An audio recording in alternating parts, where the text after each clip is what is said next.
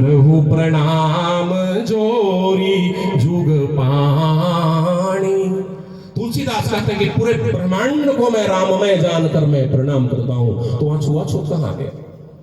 रामचरितमानस में चौपाई है, गोसाई जी लिखते हैं माता सबरी के दरबार पर द्वार पर भगवान राम साधु संतों की जगह को छोड़कर सबसे पहले ताई देई गति राम उदारा, सबरी के आश्रम पगु धारा। ये छुआछूत हमारे यहां नहीं। ये कुछ लोग जिनको हम अछूत समझते हैं वो सब ब्राह्मण थे जिन्होंने सुअर पालना इसलिए स्वीकार किया, बाकी सुअरों से मुसलमानों को घृणा थी। वो सभी ब्राह्मण थे ताकि हमारा धर्म न बदलना पड़े। वो धर्म बदलने के चलते वो भंगी कहला रहे हैं, लेकिन वो वास्तविक ब्राह्मण थे। इस बात को मैं इतिहास के साथ पेश कर रहा हूं आपके साथ। ये सब मुसलमानों ने और अंग्रेजों ने हमारे हैं साथी। लेकिन आज देश में आज फिर से आवश्यकता है, हर चीज को जवाब देने की आवश्यकता है। हम जातिवाद कैसे कर सकते हैं? हमारे यहाँ संस्कृति ऐसी नहीं है। अगर जातिवाद होता तो युधिष्ठिर ने राजसूय जग किया था। राजसूय जग में घंटा नहीं बजा तो युधिष्ठिर ने पूछा कि महाराज घंटा क्यों नहीं बज रहा है? तो श्री कृष्ण ने कहा कि एक अंतिम पंक्ति में बैठा डोम, अंतिम पंक्ति में बैठा व्यक्ति डोम जिसको निमंत्रण नहीं गया है और जब तक वो अन्न का भोग न लगा दे तब तक ये घंटा नहीं बजेगा। युधिष्ठिर चक्रवर्ती सम्राट युधिष्ठिर जाकर उस डोम को वंदना करते हैं, अर्चन करते हैं कि हे डोम देवता, आप चले हमारे यहाँ अन्न का भोग लगाएं और ये राजसूय जग को पूर्ण करो। क्या ये जातिवाद था? क्या ये सामाजिक समरसता नहीं थी? ये सब कुछ हमारे यहाँ हिंदुस्तान में। हमारे यहाँ तो आपने देखा होगा कि झाड़ू को जब लात लग जाती थी तो हमारी माँ कहती है इसे प्रणाम करो, थप्पड़ लगा देती थी। झाड़ू खड़े करके क्यों रख दिया? झाड़ू को लिटा के रखो। हम तो साहब जीव की तो बात छोड़ो, हम तो निर्जीव में भी आत्मा ढूंढते हैं। ये भारत की संस्कृति है, इसको याद रखना होगा। इसलिए मैं कहना चाहता हूं, मैंने कविता लिखी है कि देश के हिंदुओं, ऐ देश के हिंदुओं, तुम कहां सो गए हो? क्या अपने इतिहास को भूल गए हो? याद करो शिवाजी को जिसने औरंगजेब को पानी पिला दिया था।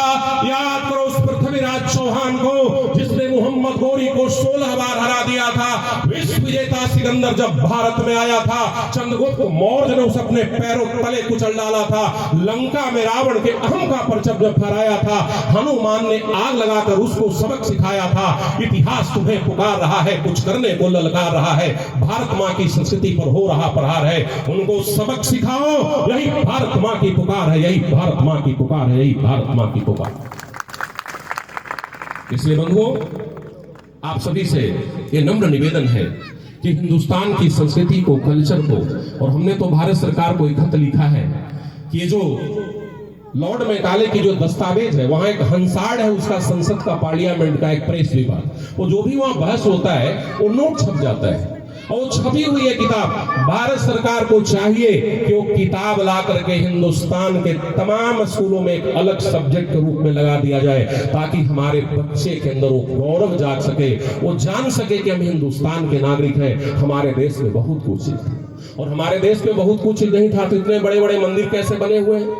और राम के समय में, त्रेता युग में समुद्र में पुल कैसे बन गया था? नासा ने उसको सिद्ध किया है कि हाँ, समुद्र में राम सेतु था। ये तेजो महल है जिसको आप तथाकथित ताजमहल कहते हैं लोग, वो तेजो महल है, भगवान शिव का मंदिर है। और वो भी मैं सबूत के साथ कह रहा हूं, ताजमहल में मुसलमानों के मस्जिद में कब्र में एक कलश और कमल के फूल क्या कर रहे हैं वहां पर? पीके ओक साहब ने किताब लिखी है, उस किताब के आधार पर कह रहा हूं कि तेजो महल है वो मंदिर है। उस तेजो महल है मंदिर में, जिसको ताजमहल तथाकथित कहते हैं, उसमें 3 कमरे बंद हैं। भारत सरकार उस कमरे को खुलवा दे, दूध का दूध और पानी का पानी हो जाएगा। लेकिन इसके लिए हमें जागना होगा। हम सोए हैं साहब।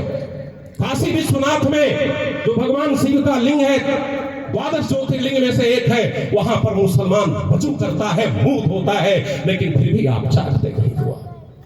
ये जागने की जरूरत है। इसीलिए सम्मेलन इसलिए किसी पार्टी का नहीं है, किसी संगठन का नहीं है, ये हमारा हिंदुओं का सम्मेलन है कि हम जाग जाएं।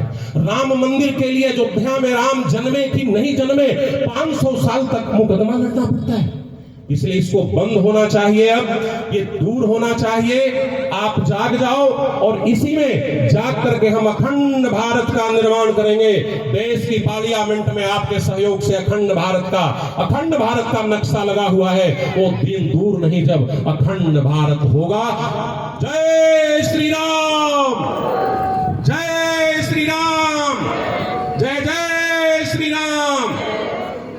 बहुत बहुत धन्यवाद। इसी के साथ मैं अपनी वाणी को विराम देता हूं। बहुत बहुत धन्यवाद।